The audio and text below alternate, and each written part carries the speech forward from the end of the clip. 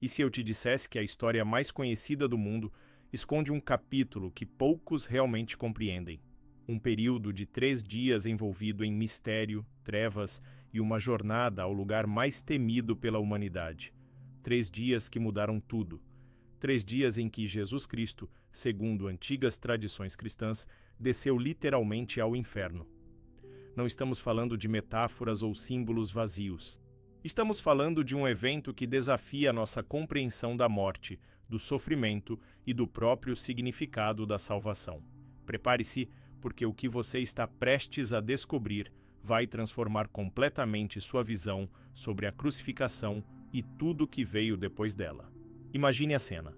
Sexta-feira da Paixão. O céu escurece em pleno meio-dia. O véu do templo se rasga de alto a baixo. Jesus profere suas últimas palavras e entrega o Espírito, mas aqui começa o verdadeiro mistério. O que aconteceu nos próximos 72 horas? Onde estava Jesus enquanto seu corpo jazia no túmulo? A resposta está registrada em textos antigos, credos cristãos e escrituras que raramente são exploradas com profundidade. E quando começamos a analisar essa jornada através da lente da psicologia humana, descobrimos camadas de significado que tocam as partes mais profundas de nossa própria existência. Vamos começar pelo básico. A ideia de que Jesus desceu ao inferno não é uma invenção moderna ou uma teoria conspiratória. Está literalmente inscrita no Credo dos Apóstolos, uma das confissões de fé mais antigas do cristianismo, que declara que Jesus desceu aos infernos, ou ao Hades, ou ao Sheol, dependendo da tradução. Esse conceito aparece em 1 Pedro capítulo 3, versículos 18 a 20, onde se lê que Cristo foi morto na carne, mas vivificado no Espírito, no qual também foi e pregou aos espíritos em prisão. Existe também Efésios capítulo 4, versículos 8 a 10, que fala sobre Cristo descendo às partes mais baixas da terra antes de ascender. Mas o que isso realmente significa? Para entender, precisamos mergulhar tanto na teologia quanto na psicologia do trauma, da morte e da transformação. Pense no inferno não apenas como um local físico de tormento, mas como a representação máxima do abandono, da separação total, do vazio existencial mais profundo que se possa imaginar. É o lugar onde a esperança morre. E é exatamente para lá que Jesus foi. Do ponto de vista psicológico, essa descida representa algo revolucionário.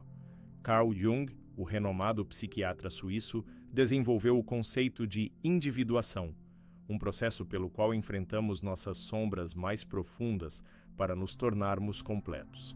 Jesus, ao descer ao inferno, estava fazendo exatamente isso em escala cósmica. Ele não estava apenas morrendo por nossos pecados na cruz. Ele estava descendo ao mais profundo abismo da experiência humana, ao lugar onde residem nossos medos mais primitivos, nossa vergonha mais destrutiva, nosso desespero mais absoluto. Pense nisso por um momento. Quantas vezes você já se sentiu em seu próprio inferno pessoal? Aquele momento de depressão tão profunda que parece não haver saída. Aquele trauma tão devastador que você sente que nunca mais será o mesmo. Aquela culpa tão pesada que parece impossível de carregar. Psicologicamente, todos nós experimentamos descidas ao nosso próprio inferno. E o que a narrativa de Cristo fazendo essa mesma jornada nos diz é algo extraordinário. Você não está sozinho lá embaixo. Vamos explorar mais profundamente o que os textos antigos e os pais da igreja diziam sobre essa descida. Havia uma crença generalizada nos primeiros séculos do cristianismo de que o inferno, ou Sheol, era dividido em compartimentos. Um lado era chamado de seio de Abraão ou paraíso, onde os justos que morreram antes de Cristo aguardavam. O outro lado era um lugar de tormento para os injustos. Entre os dois havia um grande abismo. Esta é a imagem apresentada na parábola do rico e Lázaro em Lucas capítulo 16. Segundo a tradição, quando Jesus morreu, sua alma desceu a esse reino dos mortos. Mas ele não foi lá como prisioneiro. Ele foi como conquistador. O Evangelho de Nicodemos, um texto apócrifo do século IV, descreve essa cena de forma dramática. Jesus aparece no inferno como uma luz cegante. Os portões de bronze se quebram. As correntes de ferro se partem. Satanás e a morte personificada tremem de terror. E Jesus proclama sua vitória, libertando as almas dos justos que aguardavam sua redenção. Agora, analise isso pela perspectiva da psicologia do poder e do controle. O inferno representa o domínio absoluto do medo, da morte e da desesperança. É onde o inimigo, seja ele qual for, acredita ter vencido completamente. Mas a descida de Cristo subverte essa dinâmica de poder de forma radical. Ele entra no território do adversário não para negociar, mas para proclamar que o jogo acabou.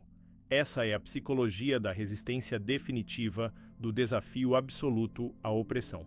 Quando olhamos para movimentos de libertação ao longo da história, vemos esse mesmo padrão.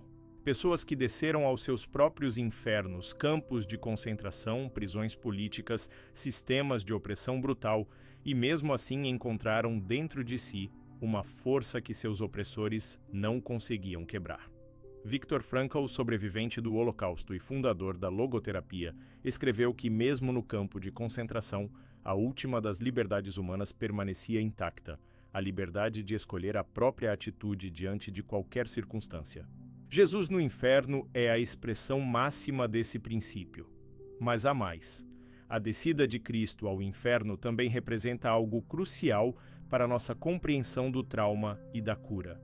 Na psicologia moderna, sabemos que a cura do trauma não acontece evitando-o ou negando-o. A cura acontece quando conseguimos enfrentar o evento traumático, processá-lo, integrá-lo à nossa narrativa de vida e então transcendê-lo. Jesus não pulou a parte do inferno. Ele não ressuscitou diretamente da cruz. Ele passou pelos 3 dias de descida completa antes da ascensão. Isso nos diz algo profundo sobre o processo de transformação. Não existe ressurreição sem descida. Não existe nova vida sem morte completa. Não existe cura sem enfrentar a ferida. A psicologia chama isso de trabalho de sombra, o processo de confrontar os aspectos de nós mesmos que rejeitamos ou negamos. Jesus fez o trabalho de sombra definitivo ao descer ao próprio inferno. Agora considere o impacto que essa jornada teve nas pessoas que estavam presas lá. Imagine ser Adão, o primeiro homem, aguardando no Sheol por milênios, carregando o peso de sua escolha no Éden, acreditando que a separação de Deus era permanente. E então, de repente, aparece uma luz. A voz do Criador ressoa nas trevas. A promessa antiga finalmente se cumpre. Psicologicamente, isso representa a reversão completa do desespero aprendido. Desespero aprendido é um conceito psicológico desenvolvido por Martin Seligman. Acontece quando alguém é submetido repetidamente a situações dolorosas ou negativas, das quais não consegue escapar, levando à crença de que qualquer ação é inútil. As pessoas no Sheol estavam na situação definitiva de desespero aprendido. Não havia escape, não havia esperança. Até que Jesus apareceu e destruiu as próprias fundações dessa prisão psicológica e espiritual. Vamos falar sobre outro aspecto fascinante dessa descida, a pregação aos espíritos em prisão mencionada em 1 Pedro. Quem eram esses espíritos? Algumas interpretações sugerem que eram os anjos caídos mencionados em Gênesis capítulo 6. Outras dizem que eram as pessoas que morreram no dilúvio. Independentemente da identidade exata, o ponto crucial é que Jesus foi até mesmo aos mais perdidos, aos mais condenados, e proclamou sua mensagem.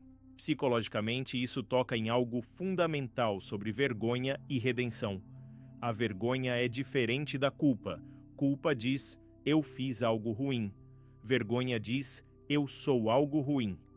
Vergonha é a crença de que somos fundamentalmente irreparáveis, indignos, além de qualquer salvação.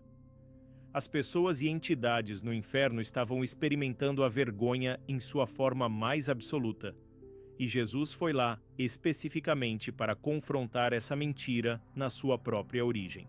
Brené Brown, pesquisadora sobre vulnerabilidade e vergonha, descobriu que a vergonha prospera em segredo, silêncio e julgamento.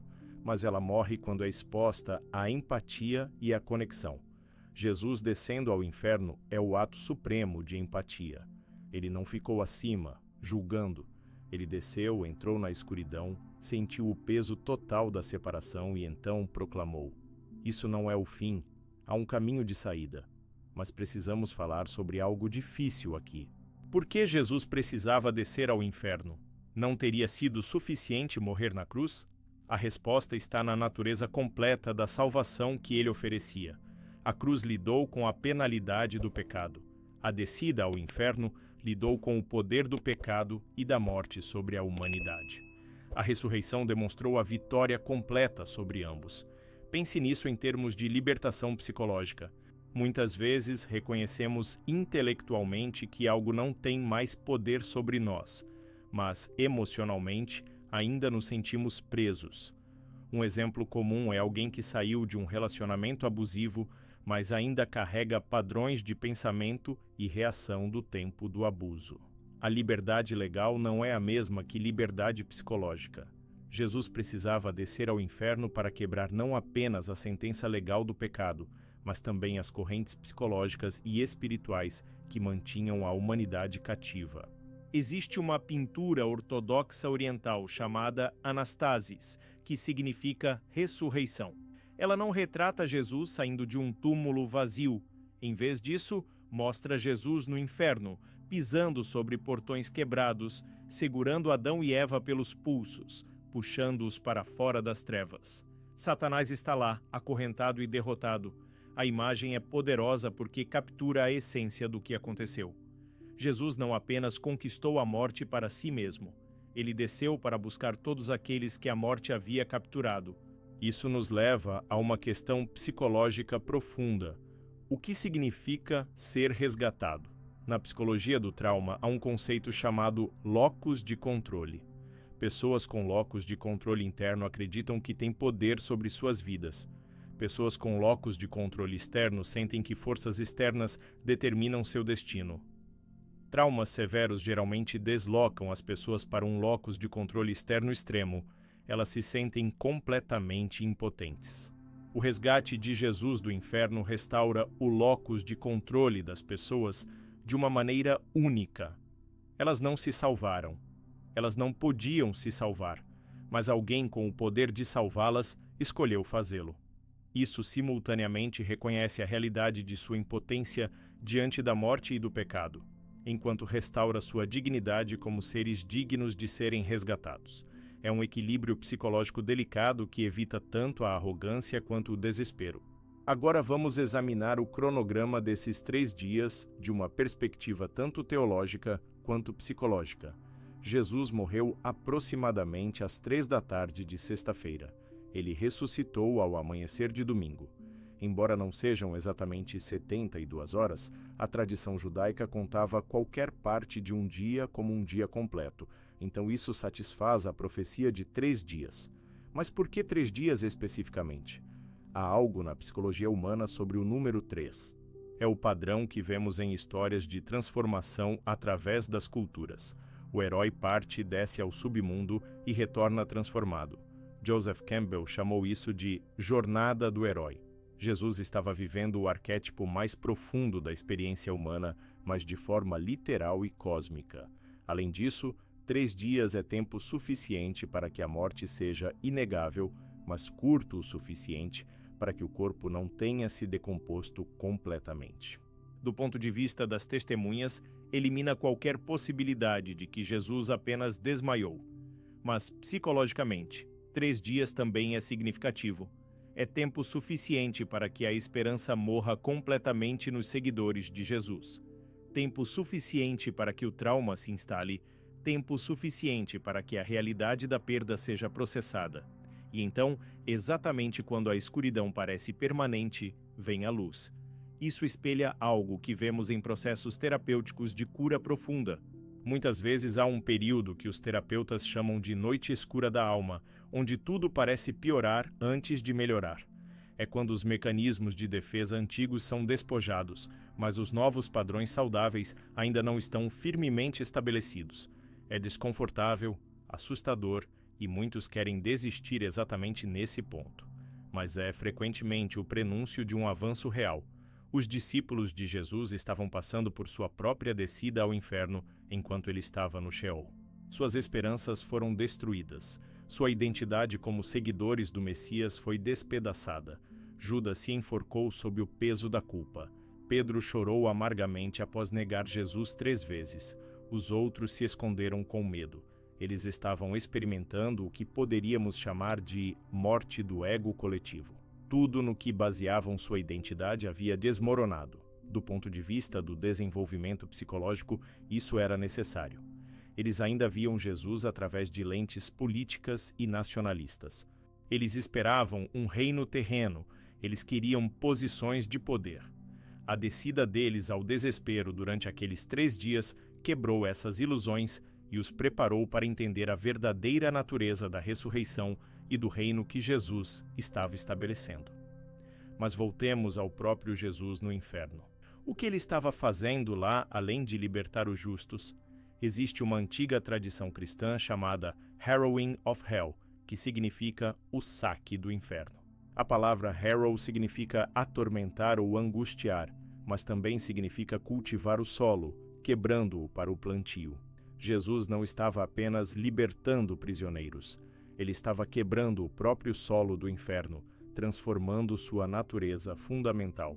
Isso tem implicações psicológicas fascinantes. Nossos próprios infernos pessoais, nossos traumas mais profundos, não são apenas lugares de onde precisamos escapar. Quando adequadamente processados e integrados, eles se tornam solo fértil para crescimento. O sofrimento que quase nos destruiu pode se tornar a fonte de nossa maior força e compaixão. Mas isso só acontece quando alguém ou algo desce a essas profundezas conosco, ajuda-nos a enfrentá-las e então nos mostra o caminho de volta para a luz. Existem debates teológicos sobre se Jesus ofereceu uma segunda chance às pessoas no inferno ou simplesmente proclamou sua vitória. Mas psicologicamente, a própria presença dele lá é transformadora. Pense em alguém que passa por uma experiência traumática sentindo-se completamente sozinho versus alguém que tem uma presença compassiva com eles. A diferença no processamento do trauma é dramática. O simples ato de Jesus estar no inferno com aqueles que estavam lá muda a natureza da experiência deles. Agora considere o que isso significa para a nossa compreensão da solidão e do abandono. Um dos aspectos mais dolorosos do sofrimento humano é a sensação de estar sozinho nele. Sentimos que ninguém entende, ninguém se importa, ninguém está conosco na escuridão. A psicologia descobriu que o isolamento social intensifica tremendamente a dor emocional e até física, mas Jesus descendo ao inferno declara que não existe lugar tão escuro, nenhum sofrimento tão profundo que ele não esteja disposto a entrar. Isso transforma fundamentalmente a experiência do sofrimento. Não elimina a dor, mas muda seu significado. De ser evidência de abandono e falta de valor, torna-se um lugar onde podemos encontrar uma presença divina que escolheu compartilhar nossa condição mais baixa. Viktor Frankl estava certo quando disse que podemos suportar quase qualquer sofrimento se conseguirmos encontrar significado nele. Jesus no inferno nos dá esse significado. Vamos examinar outro aspecto dessa jornada, o que ela revela sobre a natureza do mal e da morte. Na cruz, Jesus enfrentou o mal humano em toda a sua brutalidade, a injustiça, a crueldade, a traição, a violência. Mas no inferno ele enfrentou o próprio mal cósmico. Ele entrou no domínio onde o inimigo acreditava ser supremo. E o que descobrimos é que mesmo lá, mesmo no coração das trevas, o amor é mais forte. Psicologicamente, isso aborda nossos medos mais profundos sobre a natureza da realidade. Há uma ansiedade existencial que muitos carregam. E se, no final, o mal vencer? E se a escuridão for mais fundamental do que a luz? E se a morte tiver a última palavra? A descida e ressurreição de Jesus respondem categoricamente: não. A luz existia antes da escuridão. O amor é mais fundamental do que o ódio. A vida é mais poderosa do que a morte. Mesmo quando a morte parece ter vencido completamente, é temporário. Isso se conecta com a pesquisa psicológica sobre resiliência. Por que algumas pessoas se recuperam de traumas devastadores enquanto outras permanecem quebradas? Um fator-chave é a crença fundamental sobre a natureza do mundo. Pessoas que mantêm uma crença central de que a bondade, o significado e a esperança são possíveis, mesmo diante de evidências devastadoras, em contrário, tendem a se recuperar melhor. Jesus no inferno é a validação definitiva dessa crença. Ele desceu ao lugar onde toda bondade, significado e esperança pareciam ter morrido, e provou que eles não morreram. Existe também um aspecto de substituição vicária nessa descida que precisamos explorar. Jesus não foi ao inferno pelos próprios pecados. Ele foi no lugar da humanidade. Ele experimentou a separação total de Deus que o pecado causa, não porque ele pecou, mas porque assumiu sobre si as consequências do pecado da humanidade. Psicologicamente, isso toca na questão profunda da culpa, punição e expiação. Muitos carregam culpa que parece impagável. Erros que cometeram, pessoas que machucaram, oportunidades que desperdiçaram. A psicologia moderna enfatiza autocompaixão e autoperdão, e essas são ferramentas importantes. Mas para alguns a culpa é tão profunda que nenhuma quantidade de autocompaixão parece suficiente. Eles sentem que merecem punição, que algo precisa ser pago. A descida de Jesus ao inferno oferece uma resposta. A punição foi suportada. O preço foi pago. Não por você para você mesmo, o que seria impossível, mas por alguém que o amava o suficiente para assumir isso voluntariamente. Isso não significa que não há consequências para nossas ações ou que não precisamos fazer reparações quando possível. Mas aborda a dívida existencial que algumas pessoas sentem, a sensação de que sua própria existência é uma mancha que precisa ser apagada. Jesus, descendo ao inferno, diz: sua dívida existencial foi quitada. Você é livre para viver. Agora vamos considerar o momento da vitória no inferno. Há uma profecia no Antigo Testamento em Oséias capítulo 13, versículo 14, que diz: Onde estão, ó morte, as tuas pragas? Onde está, ó inferno, a tua destruição? Paulo cita essa passagem em 1 Coríntios capítulo 15 ao discutir a ressurreição. A ideia é que Jesus, ao descer ao inferno, estava provocando a morte e o inferno, desafiando-os a fazer seu pior. E eles fizeram. E não foi suficiente.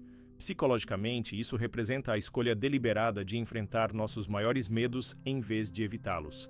A terapia de exposição funciona com esse princípio. Quando evitamos o que tememos, o medo cresce.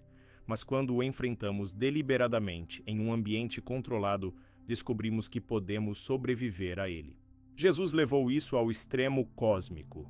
Ele confrontou a própria morte, entrou em seu território e demonstrou que ela não tinha poder final sobre ele. Isso tem implicações práticas para como lidamos com nossos próprios medos. Quantas vezes evitamos conversas difíceis, situações desconfortáveis ou memórias dolorosas porque tememos que elas nos destruam? E quantas vezes, quando finalmente as enfrentamos, descobrimos que podemos suportar mais do que pensávamos? Jesus no inferno é o modelo último desse princípio. Se ele pôde atravessar a morte e o inferno e emergir vitorioso, talvez haja esperança para nós também em nossas jornadas através da escuridão. Vamos falar sobre as implicações dessa descida para a nossa compreensão da salvação. A teologia cristã tradicional ensina que a salvação é oferecida a todos, mas deve ser recebida através da fé.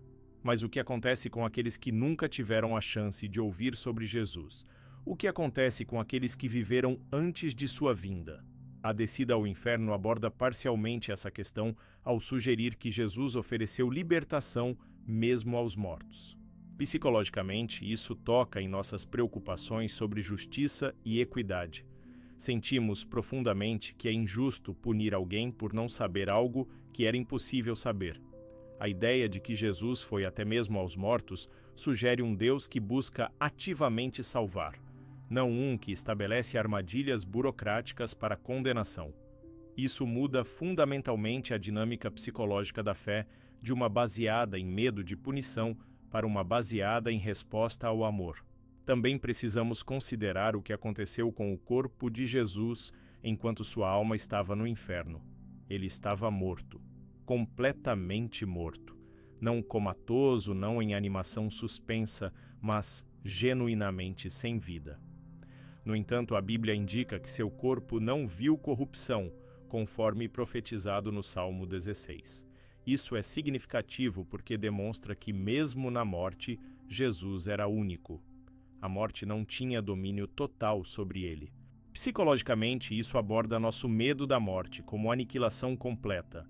A ideia de que somos apenas corpos e, quando morremos, deixamos de existir é aterrorizante para muitos. Mas se Jesus pôde estar morto e ainda existir, ainda agir, ainda conquistar no reino dos mortos, então talvez a morte não seja o fim que tememos. Talvez seja uma transição, não uma terminação. Existe um relato fascinante em Mateus capítulo 27 sobre o que aconteceu quando Jesus morreu. Diz que o véu do templo se rasgou, a terra tremeu, rochas se partiram e túmulos se abriram. Muitos corpos de santos que haviam morrido foram ressuscitados, saíram dos túmulos após a ressurreição de Jesus, entraram na Cidade Santa e apareceram a muitas pessoas. Isso sugere que a descida de Jesus ao inferno teve efeitos imediatos e visíveis no mundo físico. Pense nisso psicologicamente. Quando algo transformador acontece no nível espiritual ou interno, ele se manifesta externamente. Uma pessoa que tem uma verdadeira cura emocional não pode escondê-la. Ela se mostra em seu comportamento, relacionamentos, até em sua aparência física. Jesus, quebrando as cadeias no inferno, causou ondulações que se manifestaram como ressurreições reais de pessoas mortas. O interno e o externo estão conectados. Agora vamos examinar uma pergunta difícil. Jesus sofreu no inferno? Alguns teólogos dizem que sim, que ele experimentou o tormento do inferno em nosso lugar. Outros dizem que não, que ele foi lá como conquistador, não como vítima. A verdade pode estar em algum lugar entre os dois. Ele experimentou a separação total de Deus, que é a essência do inferno. Ele já havia gritado na cruz: Deus meu, por que me desamparaste? Essa separação continuou nos 3 dias no túmulo. Psicologicamente, a separação é uma das experiências humanas mais dolorosas. Bebês separados de suas mães sofrem trauma profundo. Adultos que passam por abandono ou rejeição experimentam dor que ativa os mesmos centros cerebrais que a dor física. A separação de Deus, a fonte de toda vida, amor e significado, seria a dor máxima. Jesus escolheu experimentar isso, não porque ele merecesse, mas para que pudéssemos ser reunidos com Deus. Isso nos leva à questão da escolha e da agência. Jesus não foi forçado a descer ao inferno, ele escolheu. Em João capítulo 10, versículo 18, ele diz sobre sua vida: Ninguém a tira de mim, mas eu a dou por mim mesmo. Tenho autoridade para a dar e tenho autoridade para tornar a tomá-la. Essa escolha voluntária é crucial psicologicamente. O sofrimento que escolhemos tem um significado diferente do sofrimento que nos é imposto. Viktor Frankl novamente. Quando não podemos mais mudar uma situação, somos desafiados a mudar a nós mesmos. Jesus mudou o significado do sofrimento ao escolhê-lo voluntariamente por amor. Isso transforma o sofrimento de algo sem sentido em algo repleto de propósito. E para aqueles que seguem Jesus, isso oferece um modelo para como podemos abordar nosso próprio sofrimento inevitável. Não podemos sempre evitá-lo, mas podemos escolher como respondemos a ele e que significado lhe damos. Vamos considerar o impacto dessa descida nas forças espirituais do mal. A Bíblia fala sobre principados e potestades, forças espirituais da maldade nos lugares celestiais. Essas forças testemunharam Jesus descendo ao seu território e emergindo vitorioso. Colossenses capítulo 2, versículos 14 e 15, dizem que Deus cancelou a escrita de dívida que estava contra nós e a removeu pregando-a na cruz. E tendo desarmado os poderes e autoridades, ele os expôs publicamente, triunfando sobre eles pela cruz. Psicologicamente, isso aborda o que poderíamos chamar de forças sistêmicas do mal. Não apenas pecados individuais, mas padrões de opressão, injustiça e crueldade que parecem maiores do que qualquer indivíduo. Essas forças nos fazem sentir impotentes.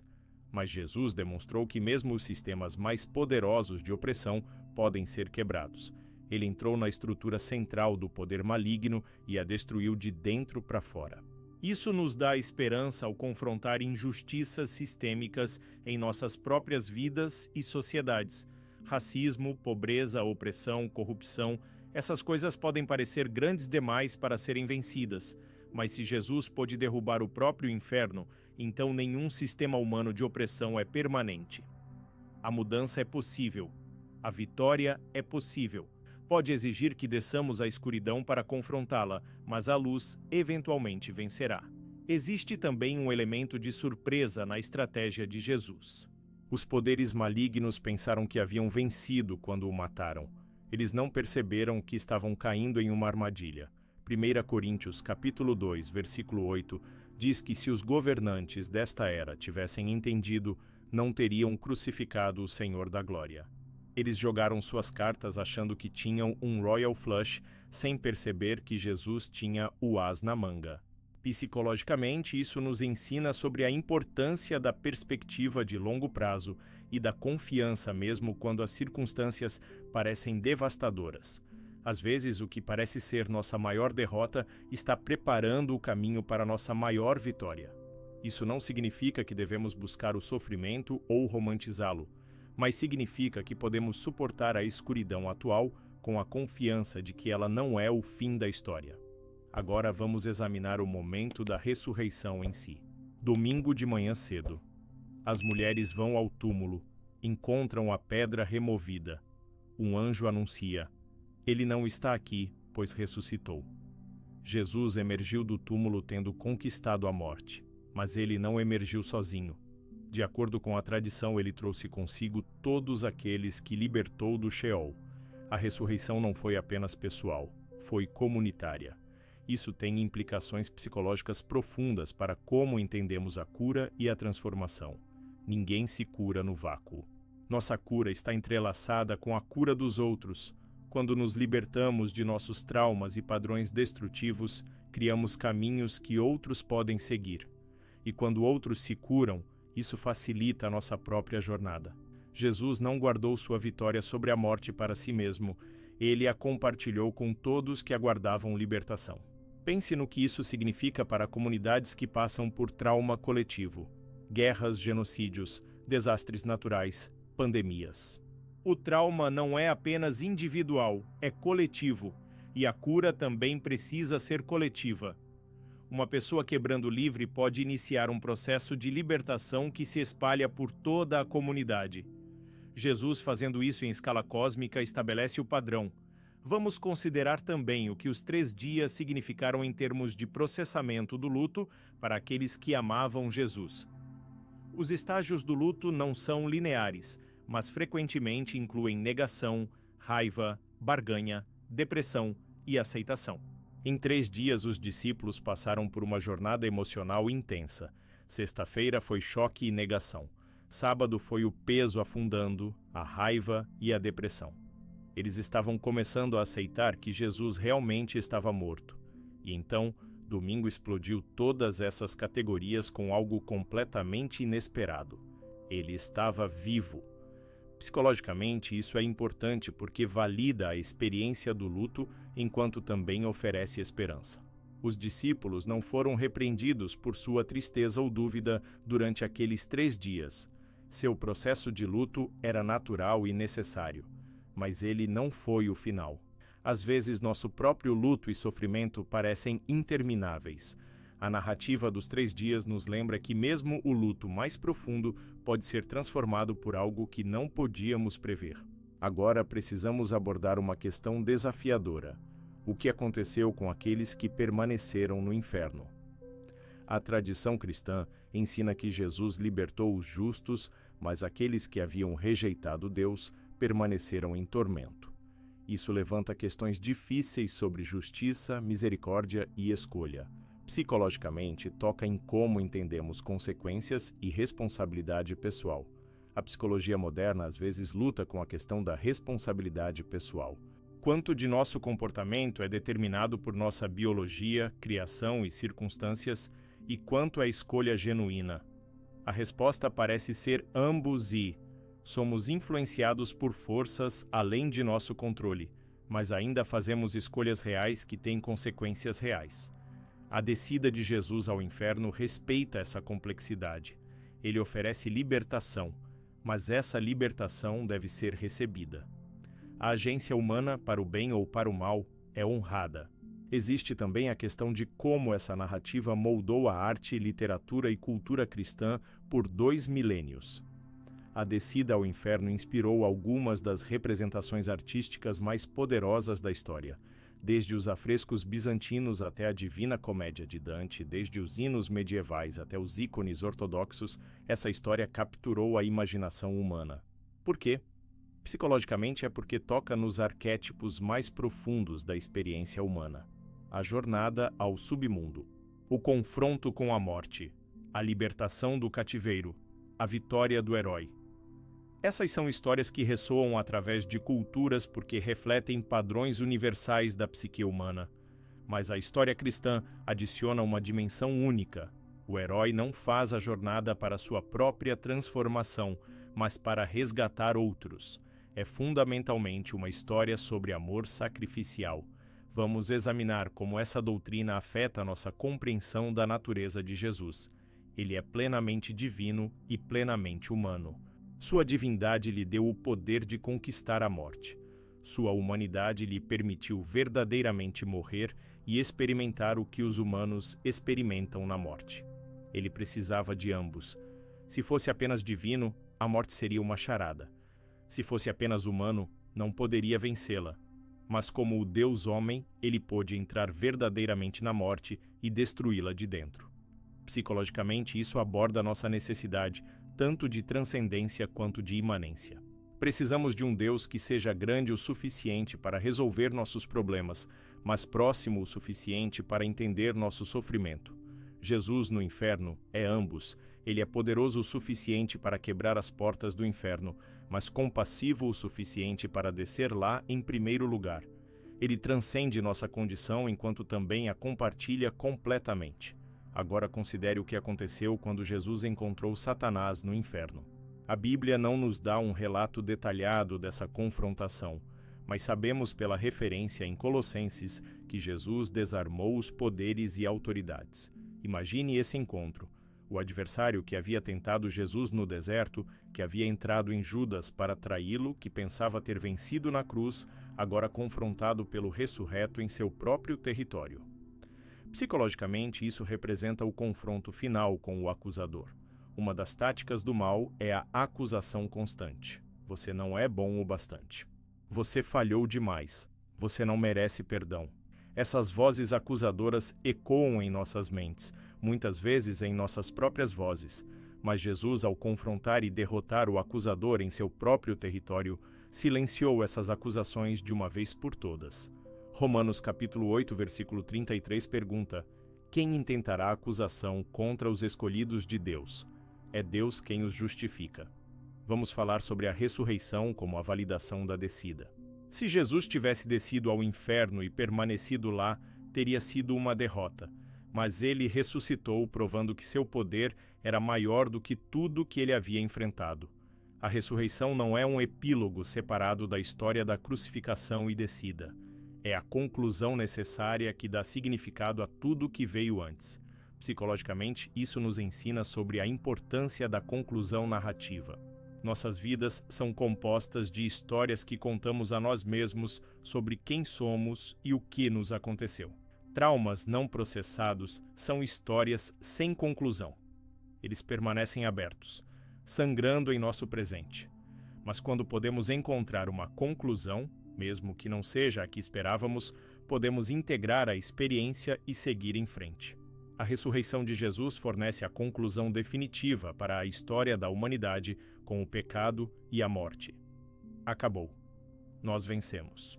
Agora vamos considerar as palavras de Jesus após sua ressurreição. Em Apocalipse, capítulo 1, versículos 17 e 18, ele diz: Não temas, eu sou o primeiro e o último, e o que vivo fui morto, mas eis aqui estou vivo para todo o sempre. Amém. E tenho as chaves da morte e do inferno. Essa declaração é crucial. Jesus não apenas visitou o inferno, ele tomou as chaves. Ele agora controla quem entra e quem sai. Psicologicamente, isso transforma completamente nossa relação com a morte.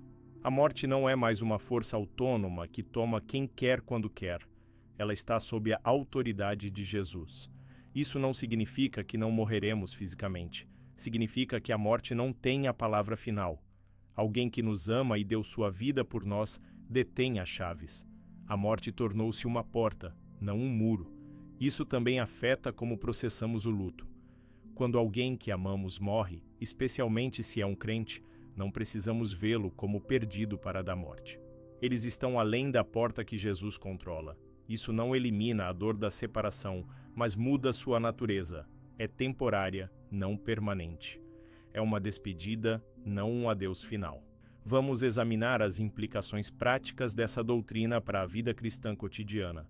Se Jesus desceu ao inferno por nós, como isso deve afetar como vivemos?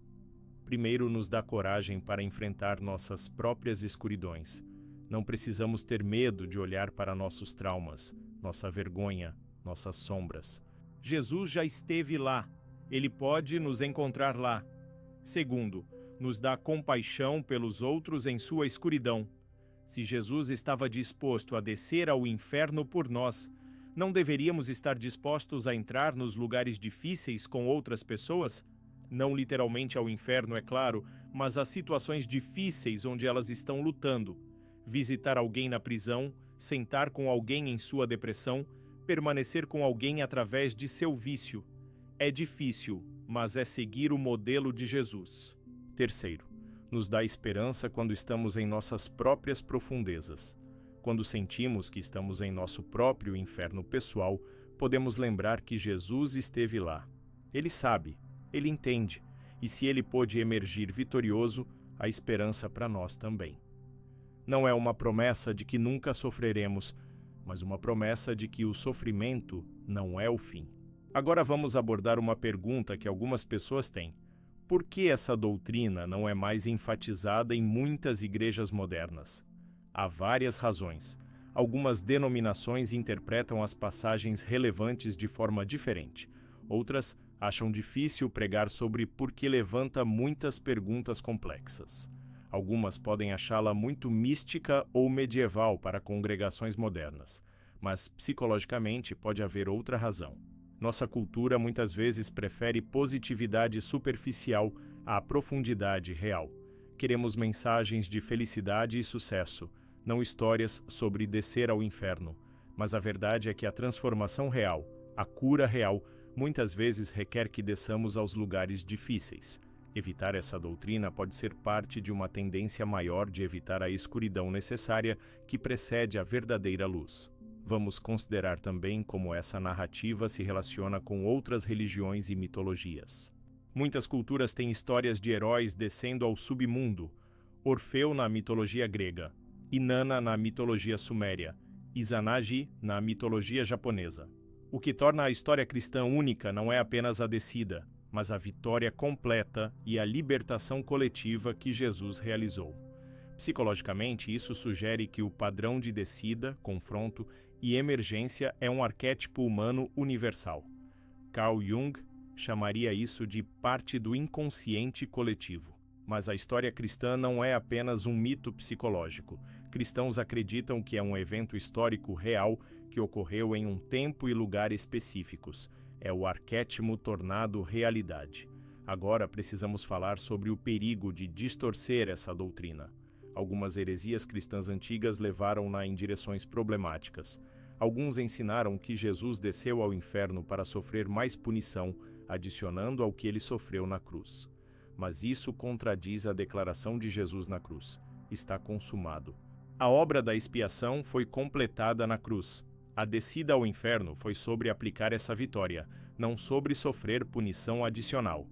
Outros ensinaram o que é chamado de reconciliação universal, a ideia de que Jesus eventualmente salvará todos, incluindo Satanás. Mas a Bíblia ensina claramente que há aqueles que rejeitam Deus permanentemente e enfrentam separação eterna. A descida de Jesus ao inferno ofereceu libertação, mas não forçou ninguém a aceitá-la. Respeitar a agência humana significa permitir que as pessoas digam não, mesmo que isso leve a consequências terríveis. Psicologicamente, essas distorções vêm de tentar resolver a tensão entre a justiça de Deus e sua misericórdia, entre a responsabilidade humana e a soberania divina.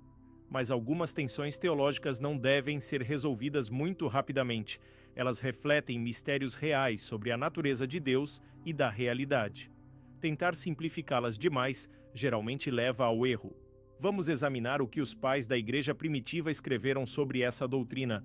Clemente de Alexandria, Orígenes, Ireneu, Tertuliano, Agostinho, todos discutiram a descida ao inferno. Houve variação em suas interpretações, mas um tema comum era que representava a vitória de Cristo sobre a morte e a libertação das almas dos justos. Para eles não era uma doutrina periférica, mas central para entender a obra de Cristo. Isso sugere que a relativa negligência moderna dessa doutrina pode ser um empobrecimento de nossa teologia. Quando focamos apenas na cruz e ressurreição, sem entender o que aconteceu entre elas, perdemos uma dimensão crucial da narrativa. É como pular o segundo ato de uma peça de 3 atos. A história não faz tanto sentido. Psicologicamente, isso pode nos deixar sem ferramentas para entender e processar experiências de escuridão profunda. Se nossa teologia vai de sofrimento direto para a vitória, sem reconhecer a descida através da escuridão, não temos uma estrutura para quando estamos nessa fase intermediária, mas a doutrina da descida ao inferno valida que a jornada através da escuridão é real, necessária e tem propósito. Agora vamos considerar como essa narrativa se relaciona com a Eucaristia ou comunhão. Na comunhão, lembramos da morte de Jesus e celebramos sua ressurreição.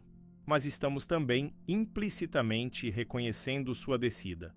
Quando Jesus disse: "Este é o meu corpo partido por vós, e este é o meu sangue derramado por vós", ele estava falando sobre a totalidade de sua obra, incluindo o que faria nos 3 dias no túmulo. Participar da comunhão é declarar nossa união com Cristo em sua morte, sepultamento e ressurreição. Romanos capítulo 6 fala sobre sermos batizados em sua morte e ressuscitados para andar em novidade de vida. Isso inclui a jornada através da escuridão. Quando comemos o pão e bebemos o vinho, estamos dizendo que abraçamos toda a jornada de Jesus, incluindo a descida, como nossa própria jornada. Psicologicamente, isso é poderoso porque ritualiza nossa identificação com o processo de transformação. Não é apenas assentimento intelectual, é um ato físico que envolve nosso corpo, nossos sentidos, nossas emoções. Estamos declarando: eu vou passar por mortes e ressurreições em minha própria vida. Eu vou ter que descer a lugares escuros, mas não estou sozinho. Jesus foi lá antes de mim e ele vai comigo. Vamos examinar uma questão teológica mais técnica.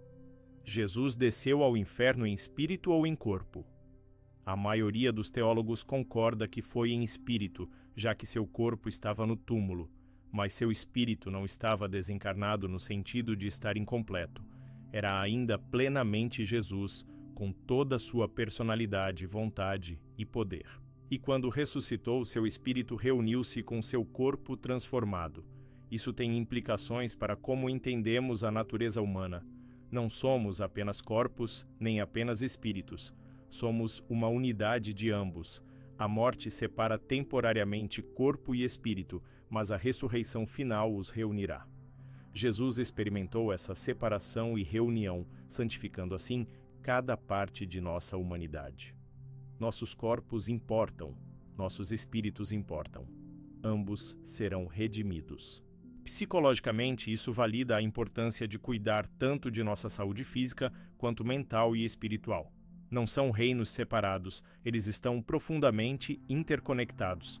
Trauma afeta o corpo, doença física afeta a mente e o espírito. Cura precisa ser holística, abordando a pessoa inteira. Jesus descendo ao inferno em espírito e ressuscitando em corpo glorificado demonstra que Deus se importa com toda a nossa experiência humana. Agora vamos considerar as primeiras palavras de Jesus após a ressurreição. Quando apareceu a Maria Madalena, ele disse: "Não me detenhas, porque ainda não subi para meu Pai." Isso indica que havia mais em sua jornada. Ele havia descido ao inferno, ressuscitado do túmulo, mas ainda precisava ascender ao Pai. A obra estava completa em um sentido, mas continuando em outro. Isso reflete a realidade da transformação psicológica e espiritual. Há momentos de avanço, onde algo fundamental muda, mas também há um processo contínuo de crescimento e ascensão. Jesus modelou isso. Ele desceu ao ponto mais baixo possível. Ele ressuscitou a vida nova. E então, ele ascendeu ao mais alto lugar. Cada etapa foi necessária. Nenhuma poderia ser pulada. Para nós, isso significa que nosso próprio crescimento também terá essas fases. Haverá descidas às profundezas. Haverá ressurreições para a nova vida e haverá ascensões a novos níveis de maturidade e compreensão. Não devemos desesperar nas descidas nem nos acomodar nas ressurreições. A jornada continua.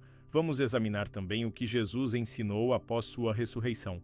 Lucas capítulo 24 diz que ele abriu o entendimento dos discípulos para que compreendessem as Escrituras, mostrando como tudo escrito sobre ele na lei de Moisés, nos profetas e nos salmos, precisava ser cumprido. Isso incluiria as passagens sobre sua descida ao inferno e ressurreição. Psicologicamente, isso ilustra a importância de ter uma estrutura narrativa para dar sentido à nossa experiência. Sem essa estrutura, os discípulos viam a crucificação como uma tragédia sem sentido. Mas quando Jesus mostrou como se encaixava na grande narrativa da redenção de Deus, tudo mudou de significado. O mesmo acontece quando podemos colocar nosso sofrimento em um contexto maior de propósito e significado. Agora precisamos abordar uma última questão importante. O que essa doutrina significa para aqueles que estão atualmente sofrendo? Se você está lendo isto e se sente como se estivesse em seu próprio inferno, seja por depressão, trauma, dor crônica, luto, solidão ou qualquer outra forma de sofrimento profundo, o que a descida de Jesus ao inferno tem a oferecer a você? Primeiro, oferece a garantia de que você não está sozinho. Jesus foi ao inferno. Ele conhece a escuridão. Ele não está acima de seu sofrimento, olhando para baixo com pena. Ele desceu e entrou nele. Você pode falar com ele sobre as coisas mais escuras, os pensamentos mais desesperados, os medos mais profundos. Ele já esteve lá. Segundo, oferece a esperança de que a escuridão não é permanente. Jesus não ficou no inferno. Ele passou por ele e saiu do outro lado. Isso não significa que seu sofrimento acabará amanhã, mas significa que não é o fim da história. Há um caminho através, mesmo que você não consiga vê-lo ainda. Terceiro, oferece permissão para fazer a jornada em seu próprio ritmo. Jesus levou 3 dias. Não foi instantâneo, não houve atalhos. Ele passou por todo o processo. Você também pode. Você não precisa se apressar em sua cura. Você não precisa fingir estar bem quando não está. A jornada através da escuridão é legítima e necessária. Quarto, oferece a promessa de transformação. Jesus não apenas sobreviveu ao inferno, ele o conquistou. Ele saiu com as chaves. Seu sofrimento, quando processado e integrado adequadamente, não apenas o deixará onde você estava antes. Ele pode torná-lo mais forte, mais compassivo, mais sábio, mais capaz de ajudar outros que estão sofrendo. E, finalmente, oferece significado. O sofrimento sem significado é quase impossível de suportar. Mas quando podemos vê-lo como parte de uma jornada maior, como algo que Jesus compartilhou, como algo que pode eventualmente trazer crescimento e ajudar outros, torna-se suportável. Não fácil, mas suportável. A descida de Jesus ao inferno não é apenas uma doutrina teológica obscura. É uma declaração profunda sobre a natureza de Deus, a realidade do sofrimento humano e a possibilidade de redenção, mesmo nas circunstâncias mais desesperadoras. É a história de como o amor desceu ao lugar mais escuro e imagem possível e transformou-o de dentro para fora. Quando olhamos para a cruz, vemos o amor sofrendo. Quando olhamos para o túmulo vazio, vemos o amor triunfante. Mas quando olhamos para os 3 dias entre eles, quando Jesus desceu ao inferno, vemos o amor fazendo o trabalho mais difícil de todos. entrando na escuridão total para buscar e salvar o que estava perdido. Esta é a história que mudou o mundo. Não porque ofereceu uma filosofia inteligente ou um código moral útil, mas porque declarou que mesmo na morte, mesmo no inferno, mesmo na separação total de tudo que é bom e verdadeiro, há esperança. Há um caminho de volta. Há alguém que virá buscá-lo. Os 3 dias entre a morte e ressurreição de Jesus não foram vazios. Foram cheios de atividade cósmica, de confronto espiritual, de libertação e vitória. E eles continuam a falar a todos nós que enfrentamos nossas próprias descidas à escuridão. A mensagem é clara: continue, passe por isso, não desista. Do outro lado da escuridão está a luz, do outro lado da morte está a vida.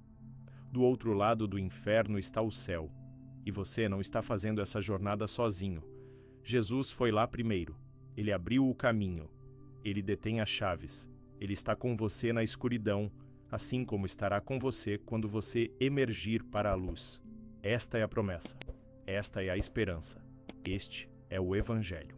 Então, da próxima vez que você se encontrar em um lugar escuro, lembre-se dos 3 dias.